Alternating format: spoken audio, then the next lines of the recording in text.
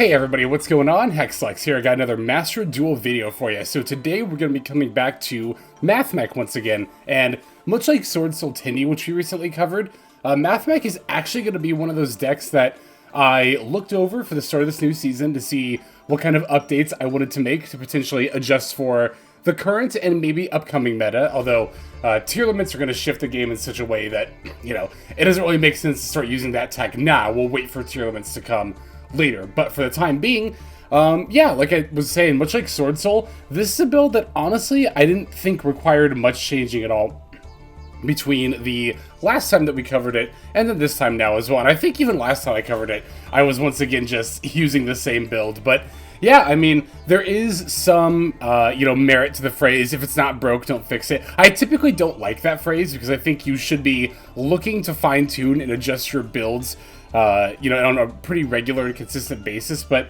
yeah, like I said, when I went to actually go ahead and do that here for this deck, just wasn't really finding anything that I thought really needed to be updated. Three of the more flexible spots in this deck are going to be the 3 triple tactics talent, but I've still been liking them quite a bit. I tend to like talent, I think, more than board breakers. This is something I've been testing quite a bit in the last couple of weeks here. Not just within Mathmech, but also in Pure Sprite, Sword Soul, across a few different decks. I've been kind of testing to see, like, would I prefer to have something like Dark Ruler no more or Evenly, or do I actually like Triple Tactics talent? And I think pretty much across the board I've been more of a fan of the Triple Tactics talent than the board breakers. I just really like that they're good going first or second, and that they have, the card has different functions going first or second. That's really the thing that I really like about it. It just feels really bad to go first and open with Dark Ruler no more Evenly. I'm really not a fan of that, so yeah, I tend to skew myself more towards cards that you can use in either a going first or second situation, of which Triple Tactics talent I think is one of the better tech choices. But yeah, I mean, the main deck, like I said, is still exactly the same as last time, same as the extra deck. Once again, I'm still using my extra deck flex spot for the second Primathmech Laplacian. The more I test and play with Mathmech in general, the more firm I think I am in this decision. I've seen a few comments here and there saying, you really need to try the Final Sigma OTK, and I did actually. When I very first built the deck, I incorporated the Final Sigma OTK as well, and then yeah, I just never ever went for it. Like, there's literally, I don't know, again, this is my personal experience with the deck. I've never once had a situation, not one time in, like, the testing I've done, the videos I've made, the MCSs I played in, including the week I topped with this deck, I just never had a situation where I was like, I need Final Sigma. If I needed the OTK, Accesscode Update Jammer was always enough. And, you know, and there wasn't really any situations, I personally found where the Accesscode Update Jammer OTK wasn't viable, but the Final Sigma OTK was. So that's just my 2 cents on the extra deck here. I think the turn 1 hand ripping is just really that good. I also noticed, you know, I've seen some people ask about Heatsoul. This is something that I came to the conclusion of quite a while ago, but I haven't really talked about it recently, so I can go ahead and throw it in here. Decode Talker Heatsoul is definitely not bad in this deck by any means, but I do think it's a flex spot. I think a lot of people treat Heatsoul as like a extra deck staple for Mathmechs. I think it's 100% a flex spot. Even when I had it in my extra deck, to be fair, I did make it quite a bit. I don't know about, like, often, but definitely more often than the never I made Final Sigma. But I made, you know, Decode Talker Heatsoul here or there. But really what I found was that it was really only ever a compromise play if I got if I got interrupted, or if it was like a really, really, really grindy game where I somehow had my access code and all my other lines answered, then I'd go for like a transcode plus Heatsoul, maybe then. Then yeah, I don't know, it's just one of those things where, again, I never really found myself going out of my way to make it, right? Like, every other extra deck monster here is one that I regularly use, whereas Heatsoul was, again, really only ever a compromise or a desperation extra deck play. So yeah, I ultimately just decided to end up cutting that as well. I think I cut that to make room for the Avermax, if I recall correctly. Avermax is very, very good, not just in this deck, but in general, especially when you throw an IP under it. I also really like Avermax in my Sprite builds for the exact same reason. An Avermax with an IP under it is definitely something that your opponent has to go, like, pretty far out of their way to be able to answer. And then, yeah, as far as, again, what the main deck goes, like I said, the 3 triple tactics, I think, are really the main flex spots here. You might be asking, well, aren't Valor and Nibiru flex spots? The answer, surprisingly, is no. We need these for Small World, as I like to mention every time I cover this deck. This particular monster lineup, I'm absolutely in love with for Mathmech, because every single one of our monsters is searchable off of Small World if we have literally any monster in hand. So, like, you can have Maxx and even bridge that to Circular thanks to Gatchiri adding Nister, which is also a very solid tech in and of itself. And we'll see an example of that, if I recall correctly, here in our upcoming games, of this card being fairly exceptional. But yeah, that's pretty much all I have to say about the build. Mathmech is definitely one of those decks, again, much like Sword Soul Tinny, where the deck, it's not that the deck itself is getting worse, but I will say that everything else in the meta is definitely going to get better, where Mathmech is going to kind of like end up staying at pretty much the same build and power level, even post-tier elements. It's why Mathmech didn't make nearly as much of an impact in the TCG as it did in Master Duel when it was first released, because Mathmech Circular came out in the same pack that sprites and tier elements were introduced. So Mathmech Circular is an exceptional card, an extremely powerful one. It just has some really tough competition here. So, okay, that's everything I wanted to say about the build. Of course, as always, as ever, we're going to break it down card by card, and then we'll look at some gameplay.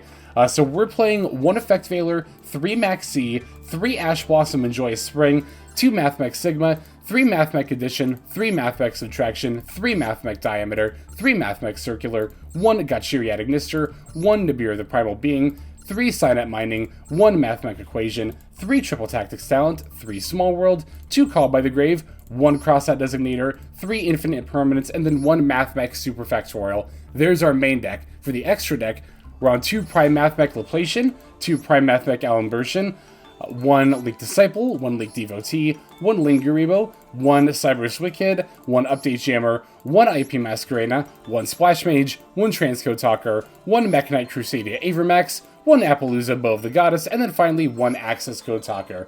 There's our list. Let's look at some games. Alright, our first duel is going to pit us up against Adamancipator. This is going to be a very standard 40-card Adamancipator build. No Shizus, nothing really fancy. It's just, it kind of looks like one you saw from, like the beginning of the game, with, of course, only 1 block dragon instead of 3. Opponent's going to get to take the first turn. They're going to run out the Quakimu Guardian before then dropping the Researcher. Very smart to try to chain block there, but unfortunately for them, I have both Valor and Imperm. So I wanted to use the Valor to bait out the Researcher, or rather to bait out the Guardian, see if they would negate it, and then if they did, we can throw out the Imperm as you see here.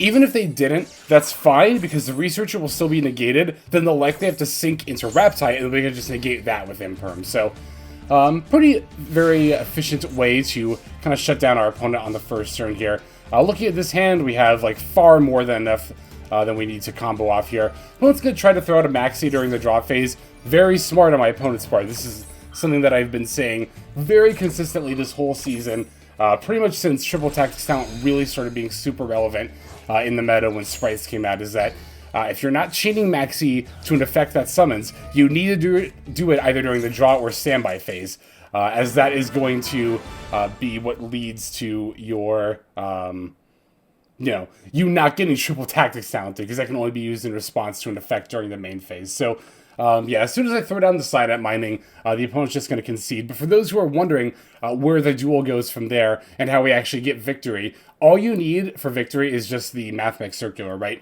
Basically, the Cynet Mining was just a bait for Ash Blossom to see if they had something that could negate my Mathmech Circular, but the idea is we use Circular, pitch Sigma, obviously we special Circular, then Sigma. You want to use Circular in this case if you don't already have it to grab Equation. This is again for going second with Update Jammer, Accesscode OTK. You'll want to grab Equation, not Superfactorial. Then you can use your 2 Cyberse monsters to go into Splash Mage. Splash Mage can bring back the... Oh, no, sorry, you have to overlay into Alembertain, right, then detach the 2, so both go to Graveyard. That'll let you get a Diameter. You can normal Diameter, bring back one of your Mathmechs. From there, you can, turn them both into Splash Mage. Splash Mage brings back one. You still have an Alembertain on the field. You can sack it to itself to bring back the other, or use the equation you search off Circular. Using your 2 Mathmechs on board, you make the Cyberse, not Cyberse Wicckid, the Update Jammer. Update Jammer plus Splash Mage right there is 4,300 access code that can attack twice. So, yeah, there is the OTK. Again, we had a pretty easy path to it thanks to stopping our opponent's researcher on their first turn. Now let's go and take a look here at the next duel. All right, for this game here, we're going to be up against Labyrinth. They have all the stops out, all the viruses is what I mean by that. That's honestly one of the big strengths of Labyrinth in this current meta, is its ability to play a whole bunch of virus cards like that. So, yet again, we're taking the second turn. We don't have any disruption, which is a little bit rough, but we're playing against a Labyrinth, so a lot of our disruption really was probably not going to do us any good anyways. Opponent decides to duality for Extravagance. I don't know if maybe they didn't realize they couldn't activate it right away, or maybe they're just planning on using it for the next turn. Or maybe they just didn't need the Eradicator Epidemic Virus, or, Lovely Labyrinth is obviously not the pick there, but... so they'll set 3 and pass with the field spell up. I'm going to start with a Cynet Mining, and that is going to ultimately end up getting us a Diameter, because we already had the Circular in hand. You'll notice that something that I've been doing pretty consistently here, right, is even though I have the Circular in my hand already, I'm still using Cynet Mining anyway. And the reason we want to be doing that, as I mentioned during the last duel, is that you really want to be baiting out your opponent's responses, whether it's Ash Blossom, maybe an effect that negates a spell card they have face down when they're going second like this, or when we're going second like this. Alright, now here is actually where Gatchiri really gets to shine. So Gatchiri Addition, for those who don't know, I don't think our opponent did here, it's got this really neat on-board effect where the first time each of our Cyberse monsters will be destroyed by a card effect, it's not. And even though it's the first time, keep in mind this word each. So this actually protects both of our monsters once each. So opponent's going to start with a Dogmatic of Punishment here. I believe they targeted the Gatchiri, yes. And then, of course, they're going to send their Elder Entity Natis. Gatchiri's effect will protect itself. They'll then use the Elder Entity Natis' effect, and they end up targeting my Sigma, which Gatchiri can once again protect. This is one of many, many reasons why I love this card over Link Infraflyer. I see a lot of people, even now, at this point in time, still using Link Infraflyer as their bridge for Small World. Gatchiri Addition literally does all the exact same bridging, and it's just a 100% better card. Link Infraflyer is just a worse Parallel Exceed, just specials itself, I believe, to a zone a Link monster points to. Gatchiri has not only that protection effect like we saw, on top of that, you can special summon itself from your hand more easily. All you have to do is control a Cyberse monster and negate its effects, as opposed to the zone of a Link monster you point to. And the main reason I like to use Gatchiri is, of course, the last effect that will make our cards unaffected when it's sent to the graveyard. And then, yeah, here, as soon as I bring out the Linguriboh, my opponent is going to concede. Just like last time, Mathmech has been around long enough that most people know or can recognize when you're about to go for the Update Jammer Access Code OTK, which I was more than capable of doing. And again, not only were we capable of doing that, but we could even make our own Accesscode Talker unaffected, thanks to the Gatchiri Addition. So even if our opponent had something up their sleeve, potentially the access code would have been saved there. So that's a good example of how good Gatchiri Addition is in this deck. Let's go take a look at some more games, though. Alright, our next opponent is going to be on Flawnderies, another kind of anti-meta deck like Labyrinth. I guess in that its strategy kind of inherently counters what the meta is all about. But in any case, we're going to get to go first this time, so we're going to see some more first turn style play here. I'm going to start off with Cynet Mining. Now, I actually want to talk about this Cynet Mining. This time we didn't open Circular, so we do need to search Circular this time, but the decision to use Cynet Mining versus Small World was actually incredibly difficult here. There's pros and cons to both. The main reason I decided to lead with the Small World here, with the Cynet Mining, is because I wanted to get my Circular, but still have access to both Ash Blossom and the Mathmech Diameter. See, the thing is, with Circular plus Diameter in the opening hand, that's how we can do the turn 1 Laplacian to rip a card from my opponent's hand. That also sets up a Superfactorial into turn 2 Laplacian. It can also be Circular plus Addition or Subtraction as well. But basically, I wanted to do that play. However, I also wanted to hold the Ash Blossom in case my opponent had a Maxx C here. So, even though Small World looks like the better card to activate, because you might have been wondering when I said I activated Cynet Mining to see if they had Ash Blossom. Well, you might be thinking, well, wouldn't you want Small World? Because Cynet Mining has a discard as a cost, Small World doesn't. Again, the thing is, Small World is going to make me either use Ash Blossom or the Mathmech Diameter specifically, and again, I want both. The Imperm is still a very good card, don't get me wrong, but it is the most disposable of the cards in my hand. So that's why I chose to do Cynet Mining over Small World. That's something that looks very, very minor, and in a lot of replays, I think a lot of people would have very easily glossed over that, but that is actually a bigger decision point than you might think with this deck. In general, I find that's true with not just Mathmech, honestly, but with a lot of meta decks, and it's one of the things that kind of makes me laugh when people say that, you know, meta decks are brain dead, autopilot, solitaire, don't take any skill, etc., etc. That is the telltale. Here's my whole thing with that, right? When you make statements like that, in my opinion, you are speaking a lot more about your skill level as opposed to whoever you're trying to shit talk by saying that, because if you really think that meta decks are all solitaire and have no thought process involved within them, then you've definitely not taken the time to appreciate what even very minor decisions like that, how that can potentially affect the course of the game. So here I actually made a misplay. I was kind of on autopilot and I went for Cyberse Wicckid instead of Splash Mage, which I was supposed to make here in order to make the, what do you call it, the Laplacian a little easier to make. I can still do it because I actually have an extra Mathmech monster in my hand, the, the Subtraction here, but this was not the most efficient way by any means to go about it. If you are looking for the most efficient means, definitely feel free to check out my Mathmech combo guide, which should be linked in the description of this video here.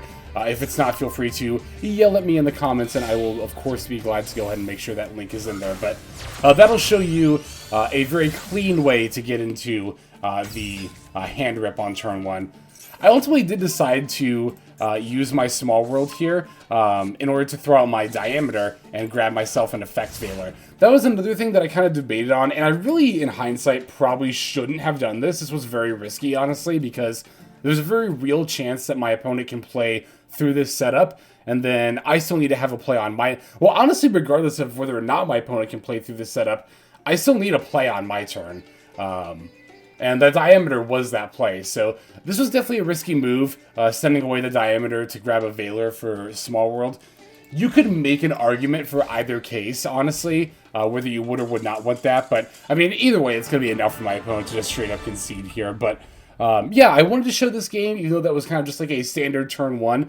Well, we did deviate a little bit, but we got back on track towards the end there, but those two minor decision points at the beginning and the end, again, I really thought that those were worth discussing because those are things that lots of people, again, were just completely glossed over when watching or even discussing this replay. But I wanted to make sure that I was careful to point those out to note that, yeah, like I said, there's a lot of small decision points that can really matter when you're playing at a competitive level like this. We have one more duel to take a look at, so let's just go straight into it. And our final game here is going to be against Sword Soul Tenyi. It looks like a fairly standard Sword Soul Tenyi build. A little bit above 40 cards, but not that that's a terrible thing or anything. Alright, looks like we're going to go first, and this is definitely an all-gas kind of a hand. We have every Mathmech except for a Circular, but that should still be enough to get a hand rip in on turn 1, barring little to no interruption from our opponent. But that should still be enough to get in a hand rip on turn 1. Alright, so we're going to use the Alembertain to, of course, search up our Circular, because we definitely need that here. Actually, now that I think about it, I don't think we even needed Circular, because we already had a Sigma in hand, too.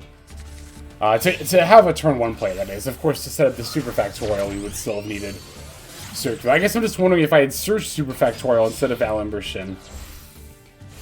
I mean, I definitely still could have set up a 3-material Laplacian, and I think I still could have hand-ripped on turn 1 as well, but in any case, we managed to get the Circular and the Superfactorial here, so this is going to be yet another play where I go first and I'm going to rip a card out of my opponent's hand on turn 1.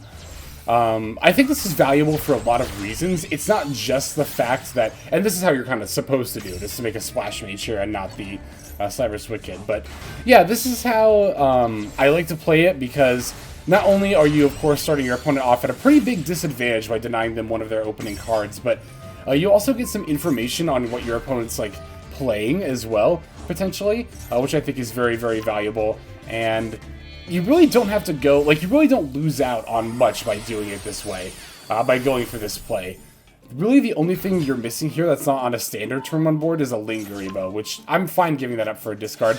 It's also great when you discard Call By. It's actually the best feeling in the world, because Call By, of course, is the one card that can most mess up our Superfactorial. So when you manage to hit that with a Laplacian, it just makes the turn 1 Laplacian feel so, so justified. Alright, so our opponent, we actually have an opponent who's going to try to play through this now. They're going to start with a Sword Soul Emergence, grabbing a Long Yawn. I'm going to chain the IP Masquerena here, because I want to have this Apollusa before my opponent tries to activate the Long Yawn's effect. They do have an Imperm for my IP Masquerena. I decided to wait on the Superfactorial rather than just chaining it right then and there, because I wanted to hit a card on the field. If my opponent ends up just activating Long Yawn's effect straight away, then I can still just flip it up when they summon it and the token. I probably would have hit the token there, I think. I don't know, that's always, like, when you have an option of removing a Sword Soul monster or the token, I always struggle with that, honestly. I tend to remove the token. It kind of depends on the situation, though. In this situation, I just don't know if my opponent has access to some 10E cards in hand that they might still be able to special summon while the token is on the field, so... but they don't have a Long Yawn, they have a Taya. That makes things a lot easier. I get to just Superfactorial now, hit their Taya, hit one of the cards in their hand. If the card I hit isn't Long Yawn, or the card they're going to discard for it, then that's fine, because I still have Diameter's effect under Laplacian to negate any card or effect. And by placing the Laplacian in this zone, specifically under the Cyberse Wicckid, we get another search. We don't need it at all, but better to have it and not need it than need it not have it. So, yeah, we have all 3 of our Diameters in hand here, but that does at the very least keep us from top decking it. And we were lucky enough to hit the Long Yawn here. So the opponent is going to try to summon their Vishuddha, but yeah, I think they know or realize at this point that, like, even if they special Vishuddha in attack mode, run over IP or Wicckid, probably IP, then go into Monk of the Tenyi, main phase 2, and use Vishuddha rather to bounce our remaining Link monster. I still have the Laplacian. I could actually negate the Vishuddha effect if I really wanted to. And barring anything on my field, I of course have the Diameters in my hand as well. So victory was definitely all but assured at that point. So there are our games. Thank you very much for watching them. Now let's go ahead and move on to our outro. Alright everybody, thank you so much for watching all the way to the very end of the video like this. That means a whole lot to me. Not just personally, but it's also a great way of supporting the channel as well. If you're interested in supporting the channel in other means, you can of course feel free to comment and or subscribe right here on YouTube. I'm always looking to the comments section. You guys leave some pretty awesome feedback as far as like constructive criticism goes when it comes to deck building, gameplay, channel content, all that stuff. So feel free to leave your opinion down there. I will be sure to take a look at that there. And then subscribing is going to be the best way to get notifications of when these videos drop. That does happen every day, by the way, so if you're looking for daily Master Duel content, you've come to the right place. And there are more places where you can get some daily Master Duel content. If you check out the description below, follow the top link over to my Patreon page. There, for just $5 a month, which is as much as you pay for a booster pack, you'll find a lot more value than a pack full of filler over there. We've got some previews for content upcoming here on the channel. We've got some exclusive games that are only posted over on Patreon over there. We've got some Q&As, and then you can also have your name featured in this lovely credit sequence where I thank all of the people who are helping contribute over there on Patreon. It's a huge support to the channel, and it really means a lot as well. So thank you everyone who is donating that is featured here on screen. And again, you know, it's not just a pure donation, you do get some more daily Master Duel content over there just for being a part of the Patreon. But I think that's about all the time that I have for today's video. Once again, I just want to thank you so very much for sticking all the way to the end of the video. Again, it just means a lot, as I do put a decent amount of work into getting these videos out every single day. But that's about all the time that I've got for now, so without further ado, this is Xlex. I'm signing out, and I hope you have a fantastic day.